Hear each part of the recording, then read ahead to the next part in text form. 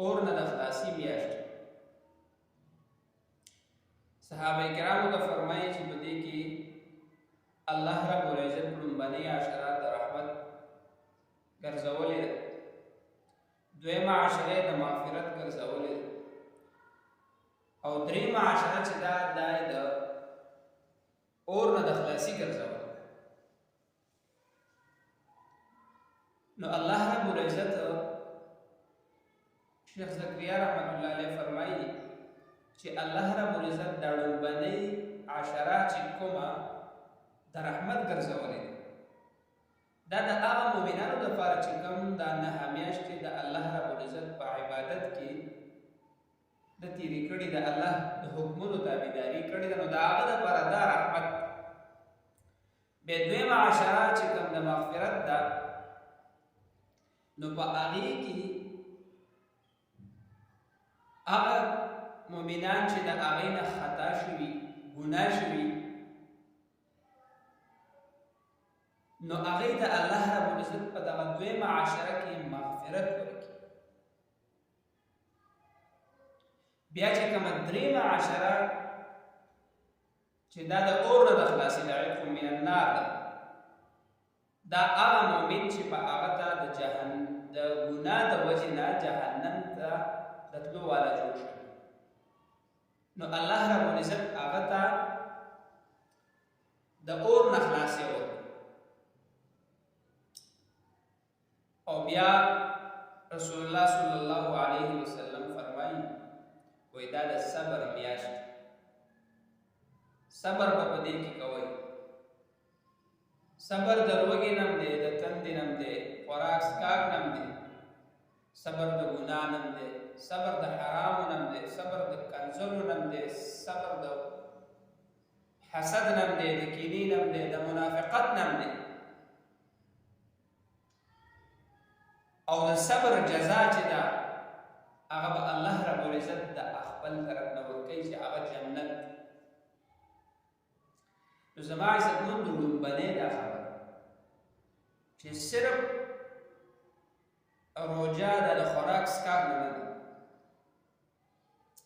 روژه د مطلقې ګناه نه ځان ساتي، خوراک نه کول، څښاک نه کول، ګناه پرېښودل، حسد، کینه، منافقت ختمول، د مؤمن سره صله رحمي کول، د مؤمن سره اتفاق ساتل، حلال ګټل، د حرامو نه ځان ساتل. د دې ټولو نه به صبر کې هله به بېرته د الله رب العزت نه د رمضان مبارک چې کوم خیرونه دي، کوم مغفرت دی، کوم نجات د اور نه دی، هغه به تاته میلاوي. نهه میاشتې خو زموږ هسې هم په ګناهونو کې تېرې شي،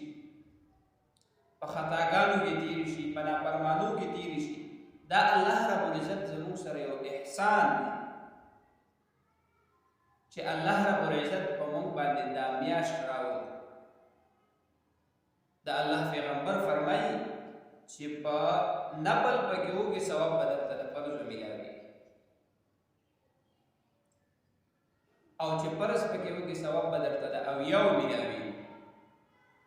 اوس زما عزتمندو د الله رب العزت زموږ سره دونه لوی احسان چې د هغې ورځ ټوله په عبادت کې تېرېږي، شپې په عبادت کې تېرېږي، د بشمنی خوراکې ثواب دی، روژه ماتې ثواب دی، کم نوافل پکې کې د هغې ثواب به درته په فرضو میلاویږي، کم فرض پکې ادا کې د هغې ثواب به درته په اویا میلاویږي. دا زموږ او ستاسو د ګناهګارانو دپاره الله رب العزت زموږ سره یو احسان والا معامله کوي. بدبخته انسان به هغه چې هغه په دې میاشت کې د مغفرت نه پاتې شي، د عتق من النار نه پاتې شي، او د الله د رحمت نه پاتې شي. دا د الله رب العزت په موږ باندې ډېر فضل، قریبا را روانه میاشت. هغه عبادات چې کوم رسول الله مبارک کړي دي، د اشراق پابندي، د چاشت پابندي، د د اوابینو پابندي، صلات تسبیح پابندي، د تهجد پابندي، د تراویح پابندي، په تراویح کې د ختم پابندي. دې لپاره زما عزتمندو ځان له یو ټایم ټیبل جوړ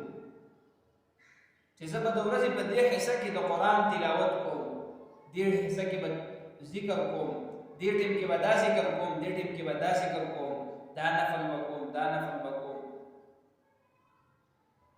الله رب العزت دا موږ له یو مقرر او وکه سوچ په تېره روژه کې څونه خلک ژوندي وو، خپل اقاربو کې رشته دارانو کې سوچ وکړي څونه خلک ژوندي اخسته کال دې روژه کې راشي. بیا به آینده کال کې موږ دي دا میاشت د برکتونو د رحمتونو چې دا کوم د احسان معامله الله رب العزت زموږ سره کوي دا مقبره ته بیا میلاو شي. بله پکې د غریب سره د خپل وس مطابق بهترین او په ښې طریقې سره په احسن طریقې سره بغیر د کیمرې نه، بغیر د ویډیو نه، بغیر د تصویر نه ورسره ښه مدد وکړي د الله د رضا. ځکه چې یو تورسرې روژه په خوله چېرته د چا لاس ته ودرېږي چې ما له روژه ماتې د پیسې راکړه، یو یتیمه پیغله هغه د چا لاس ته ودرېږي چې یاره ما له پیسې راکړه روژه ماتې. خپل ګاونډ کې هر سړی سوچ، خپل محله کې فقیر وګوره، ملنګ وګوره، د مهنګایۍ دور نن سبا د 100 روپو دیړۍ والا چې کوم دی د ماښام جماعت یې نشي راوړی، اوړه ګران، غوړي ګران، چای چیني ګرانه، دا د هغه چې کوم د بوزي خوراک دی هغه نشي راپوره کولی. بیا د روژې چې انسان ټوله ورځ تنده لوږه تېروي او ماښام کې لکه د وس والا سړی څونه زړه خواهش کوي څونه پیسه پرېږدي مازدیګري کې وراشي سامانونه کور ته راوړي ځان ته مخې ته کېږي اگر چې هغه کور نشي خوړلی. دغه شان د دغه غریب د دغه یتیم د هغه مسکین دا زړه چې کوم دی هم دغه خواهش لري، دغه زړه کې دا تمنا یې چې زه هم داسې روژه ماته ځان ته کېږدم، داسې شربتونه ځان ته کېږدم چې دا زه وخورم، ځکه چې هغه هم لوږه او تنده تېره کړې. نو ډېر